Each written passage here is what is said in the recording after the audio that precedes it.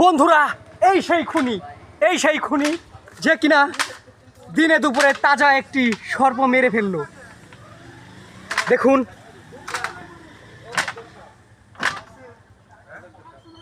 এটা কি কাল নাগিনি নাকি না জোড়া সাপ? সাপ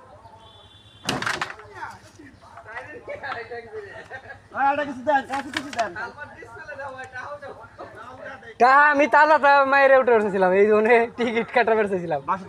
মাইরে হুদাই হস তোরা মাল্লিকে টিকিট কাট পড়েছিলাম আমি। মেহেদি ভাই বাবা ব্যাঙের সিও অনার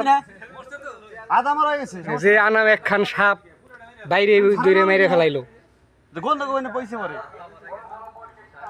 সাপ সাপ সাপ সাপ